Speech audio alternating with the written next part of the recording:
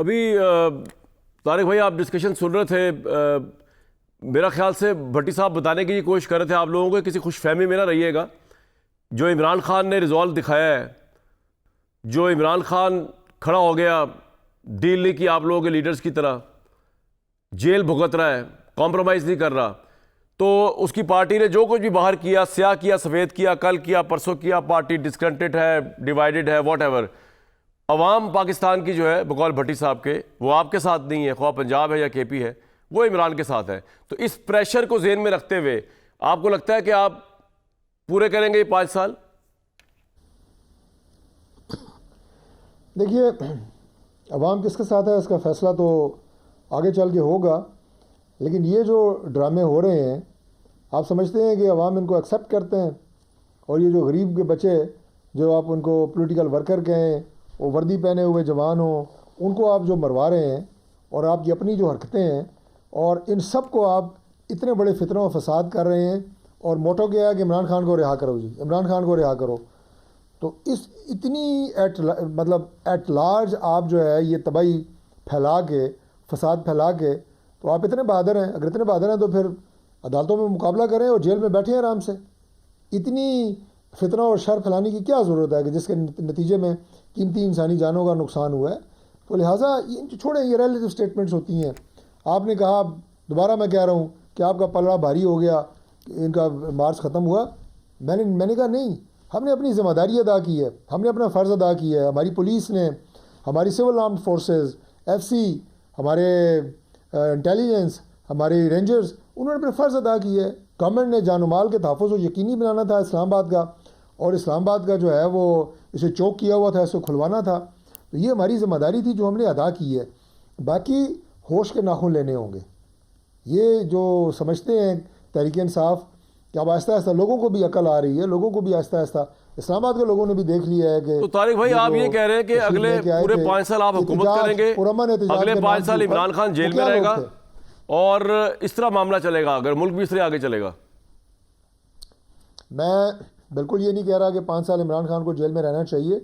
इमरान खान साहब की जो रिहाई है वो अदालतों से होनी है, उनकी लीगल टीम ने करानी है।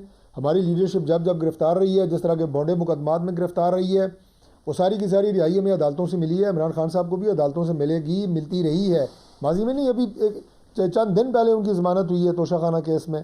तो लिहाजा फोकस उधर रखें, लेकिन इस मुल्क को चलाने के लिए आपको होश के नाखून लेने होंगे। मुल्क को तजर्बात की आमाजगाह मत बनाएं।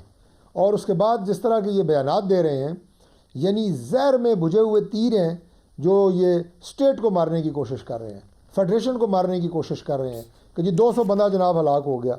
वो खुदा के बंदो, ये तो झूठ है, बड़ी झूठ बोलते हुए पॉइंट आ गया सर, आपका पॉइंट आ गया कि तुम लोग क्यों लोगों को उकसा रहे हो। बिल्कुल ठीक, ये जहरीली गुफ्तगू है, इसको इससे अवॉइड करना चाहिए। बंदे अगर वहां पे हों, हजारों बंदों के अंदर 200 बंदे को गोली लगे, सर आपका बिल्कुल पॉइंट आ गया। नहीं वो तो मैंने शुरू में कह दिया कि तो हमारी नहीं आ रही मीडिया के ऊपर, फौज को क्रेडिट जाता है कि गोली नहीं चली। प्रोग्राम में कह रहा हूँ जी, बिल्कुल बिल्कुल, ये आपका पॉइंट आ गया सर। हालांकि आपने तो कह दिया देखते गोली मार दो, हुकूमत ने, पुलिस के पास नहीं, बिल्कुल नहीं। ये जो आप कह रहे हैं देखते हेडलाइन चली है सर, ये तो पूरे मीडिया में चली है। 245 के तहत फौज को जब बुलाया मोहसिन नकवी साहब, जो आपकी डिप्लोमेटिक कोर है, जो आपकी स्टेट ओन्ड बिल्डिंग्स हैं, उनके बाहर आर्मी थी।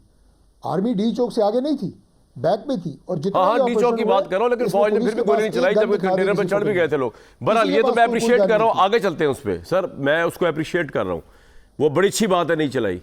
नियाज़ी साहब, इस वक्त वो इमरान खान जो कभी हार तस्लीम नहीं करते, क्या शिकस्त खुर्दा होंगे जेल में, या हार तस्लीम नहीं क्योंकि वो करते हैं, वो कुछ और सोच रहे होंगे, और वो क्या हो सकता है?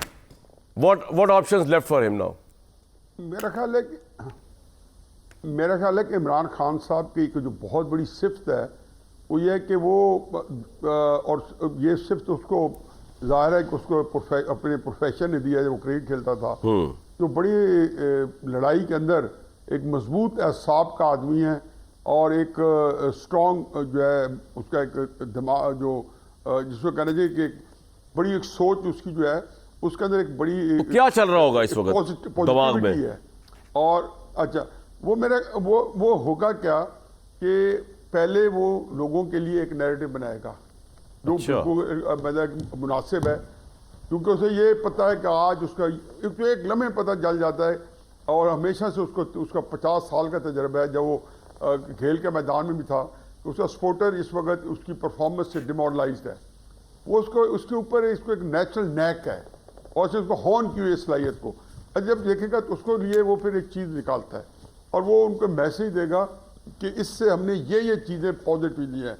अब कल परसों मैसेज आएगा ना, बिल्कुल ठीक है, ऐसा ही करना चाहिए। लेकिन जहाँ गलती है वो उसी बात से, इससे पहले कि वर्कर या उसके सपोर्टर कन्विंस हो, वो खुद कन्विंस हो जाएगा। तो मैं जब उसके बिल्कुल साथ था, और जब मेरा और इमरान खान के दरमियान जो हवा नहीं गुजरती थी, तो मैं कहता था ये तुम्हारी बहुत अच्छी क्वालिटी है, मैं इसको बहुत एडमायर करता हूँ, अप्रिशिएट करता हूँ, लेकिन ये भी ज़हन में रखो कि इसके बाद तुम्हें कम से कम तुम्हारा जो इंट्रोस्पेक्शन है, तुम जो उसकी जो एक्चुअल रियलिटी है उसको सामने रखो, और एड्रेस करो कि यार ये वाकई ये चीज़ गलत हुई है, या ये ठीक है। मुझे यहाँ पे तो और न्यायी साहब, आपके ख्याल में अब अगले 4 साल 5 साल सिस्टम इस तरह चलेगा? Imran will be in jail, Tariq Fazal भाई की पार्टी इन पावर, सारा सिस्टम इस तरह चलेगा? इस तरह 2 कोर्ट्स बेंच बन गया, 26वीं तरमीम, चीफ जस्टिस, सारा सिस्टम यही चलेगा इस तरह? फाइनल कॉल इज एंडेड, या फिर कुछ होगा ड्रामा बीच में? देखें जी, मेरा अपना ख्याल है कि 2034 तक तो इस तरह चलेगा। 2034 तक? अच्छा, भट्टी साहब आप एग्री करते हैं 2034 तक सिस्टम है? 2029 में बिलावल साहब जरूर पीपल्स पार्टी फिर आगे आ जाएगी, मुस्लिम लीग पीछे आ जाएगी। वाह होगा।